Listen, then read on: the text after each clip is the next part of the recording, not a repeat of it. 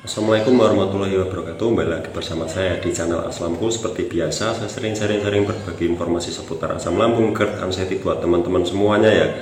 Bagaimana kabarnya? Semoga kalian itu selalu sehat ya, selalu ada perkembangan baiknya. Amin ya rabbal alamin. Semoga lekas sembuh total ya. Jadi jangan bosan-bosan lihat video saya ini dan jangan bosan-bosan lihat muka saya di sini ya. Jadi bagi yang belum subscribe, tolong subscribe dulu. Di sini ada tulisan subscribe warna merah, tolong dipencet sampai berubah menjadi warna abu-abu. Kalau sudah berwarna abu-abu berarti kalian sudah subscribe, sudah mendukung channel ini ya. Buat teman-teman yang belum subscribe, tolong saya dibantu subscribe ya. Terima kasih atas subscribe-nya. Semoga ya kita semua itu lekas keluar ya dari penderitaan asam lambung, GERD dan anxiety ini. Ya pastinya ya kita semua ingin sekali ya keluar dari penderitaan ini ya, karena kita rindu dengan sembuh seperti dulu ya, tidak ada masalah, makan ini makan itu, pergi ke sana kemari, pokoknya tidak ada masalah sama sekali ya. Jadi seperti biasa saya ingin bercerita sedikit ya tentang asam lambung, GERD, anxiety ya, buat teman-teman semua yang mungkin baru menonton video ini juga atau baru mengikuti video ini juga. Jadi jangan lupa kalau mau yang ada yang mau ditanyakan aja di komentar, nggak apa-apa, pasti saya bales, meskipun balesnya itu ya agak lambat ya. Jadi langsung saja saya ingin bercerita tentang saya itu dulu pernah saya sakit parah, terus saya bingung ini kalau penyakit saya asam lambung, cuma asam lambung. Saya nggak percaya, nggak percaya kalau penyakit saya itu cuma asam lambung. Jadi saya di situ selalu ingin pergi ke rumah sakit untuk periksa ya. Bahkan saya pernah sampai ingin sekali endoskopi ya, karena endoskopi di tempat saya, di wilayah saya di Semarang itu harus melalui beberapa tahap. Itu yang pakai BPJS ya. Kalau yang tidak pakai BPJS bisa cepat, tapi kan biayanya mahal ya, di atas 10 juta. Di atas 10 juta. Dan di situ saya tidak bekerja. Ya pastinya ya sangat-sangat tidak mungkin ya. Jadi ya saya memang dulu gini, saya sakit parah, lu kok rasanya di dada, rasanya kok di sini, rasanya kok di sini. Pokoknya semua itu merasakan, terus di pinggang, terus pokoknya banyak banget. Saya sampai apa saya jantung, apa saya paru-paru, saya mau cek bolak-balik ke dokter. Saya masih mikir lagi bagaimana biayanya. Terus kalau pakai BPJS kan kayaknya nggak bisa. Kalau pakai BPJS itu gimana ya, nggak bisa kayaknya, harus yang umum biar cepat gitu loh. Kalau pakai BPJS itu nanti ngantri lagi dan ngantri lagi ya, sampai lama. Saya pernah cuma periksa saja, ngantrinya itu sampai sore ya. Tuh malah lelah ya. Dan di situ saya parah banget, saya paksakan, ternyata di situ cuma dibilangin sedikit ya, dikit, terus kasih obat, udah gitu aja. Padahal saya nunggu lama banget loh, berjam-jam. Di rumah sakit kan banyak banget ya yang sakit, terus dia itu pakai BPJS ya, memang nunggunya lama seharian, terus ngantrinya juga lama. Jadi saya di situ akhirnya saya malah larinya itu ke tukang pijet ya. Di samping tukang pijet kan ya, itu yang saya kunjungi itu tidak mematok biaya, tidak mematok harga ya. Jadi saya itu ke situ ya cuma ngasih seikhlasnya saja ya. Jadi kan kalau ke rumah sakit itu harus bawa uang, harus ada uang, harus jagan-jagan uang ya. Kalau di tukang pijitnya paling berapa sih? Mungkin 100.000 atau ya ada yang 50 juga ada ya. Jadi saya memutuskan untuk ke tukang pijat. Saya dipijet, diterapi sampai beberapa kali, sampai 5 kali lebih kayaknya 8 kalian lah. 8 kali saya di situ saya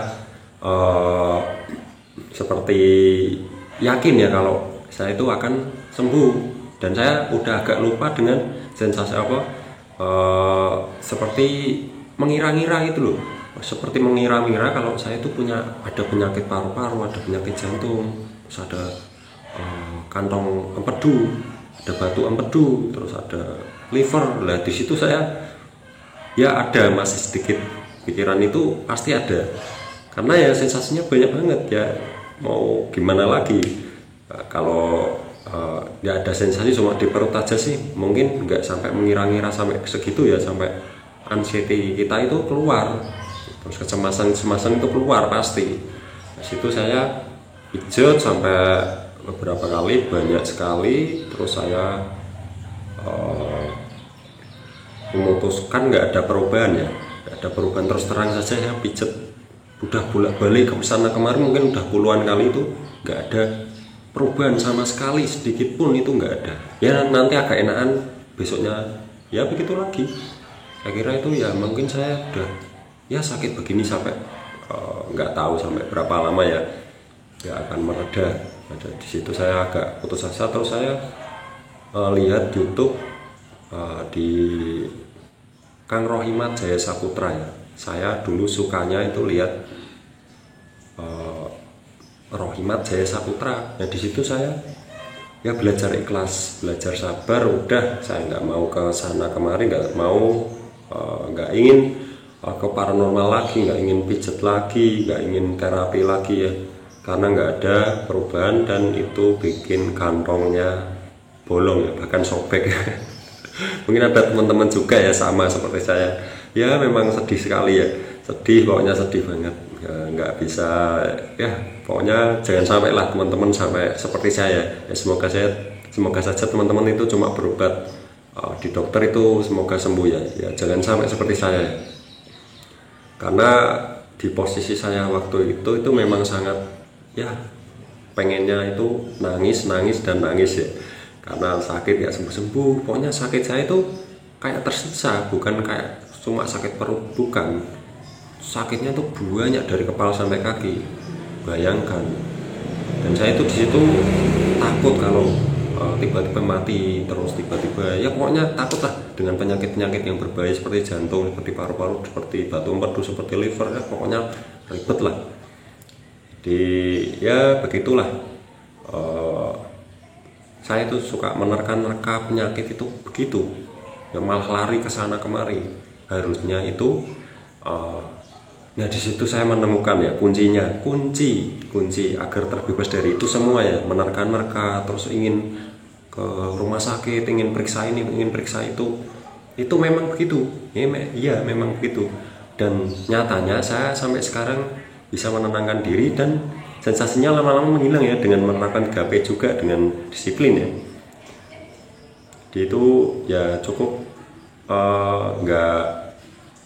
nggak saya bayangkan gitu loh, kalau cuma menenangkan pikiran itu bisa meringankan sensasi, bisa meringankan sensasi dari kepala sampai kaki, itu bisa meringankan pasti ya, dengan 3P yang disiplin. Dan jangan kalau ada orang ngomong terus enggak usah didengerin, udah pasrah aja.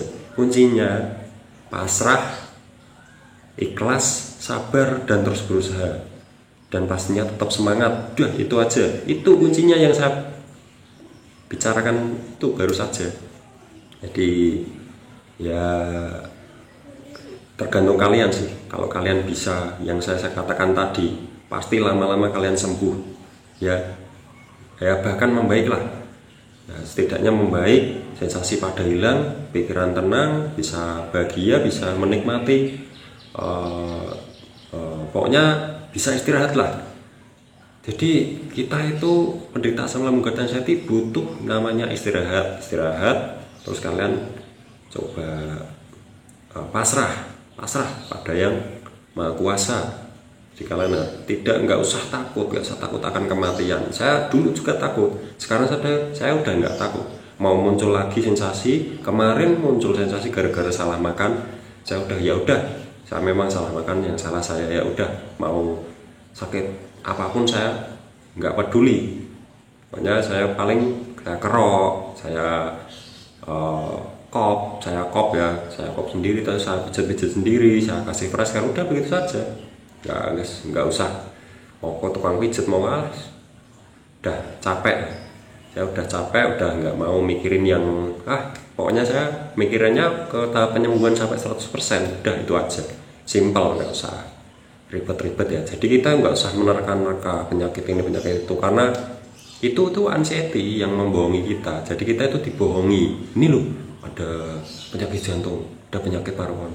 Nah di situ kita kayak dibisikin itu seolah-olah kita, waduh nanti kalau penyakit paru-paru gimana, nanti kalau penyakit jantung itu gimana. Nah di situ kita tambah takut, sensasi tambah keluar ya. Jadi pikiran yang takut itu bisa menimbulkan sensasi, bisa memunculkan sensasi, bahkan perut malah menjadi-jadi ya. Jadi begitu saja ceritanya. Saya itu pernah menerka-nerka ya, atau ya saya menebak-nebak lah, dan saya pengennya itu ke rumah sakit terus untuk periksa. Ada di situ saya ya orang nggak punya ya, jadi ya udah begitulah ceritanya tadi ya pokoknya pusing lah. Tapi ya buat teman-teman semoga bermanfaat dan bisa mengikuti langkah saya ya. Langkah saya itu begitu, kalian coba ikutilah ya. Mungkin ada yang sama seperti saya begitu juga, itu bisa komen di bawah ya. Oke, bagi teman-teman yang baru nonton channel Asramku ini, jangan lupa subscribe di bawah ini. Subscribe warna merah tolong dipencet sampai berubah menjadi warna abu-abu. Kalau sudah berwarna abu-abu berarti kalian sudah subscribe, sudah mendukung channel ini, sudah membantu saya untuk subscribe ya. Jadi bagi yang belum subscribe, tolong saya dibantu subscribe agar channel ini itu berkembang ya. Dan saya itu mendapat kesenangan tersendiri ya buat saya ya. Jadi ya subscribe itu gratis, tinggal klik aja, udah selesai. Saya udah seneng banget ya, dan saya tetap semangat membuat video motivasi buat teman-teman semuanya ya, menderita asam lambung GERD anxiety. Bagi yang mungkin ingin bertanya-tanya bisa komen di bawah, bisa like juga. Oke, jadi terima kasih, begitu saja. Semoga kita semua lekas diberi kesembuhan, sembuh total 100% seperti semula ya, bisa bekerja kembali, bisa bersenang-senang kembali, bisa makan ini makan itu, bisa pergi ke sana kemari ya. Pokoknya pengennya itu satu, sembuh. Itu saja ya. Amin ya rabbal alamin. Kita saling mendoakan ya. Amin ya rabbal alamin. Wassalamualaikum warahmatullahi wabarakatuh.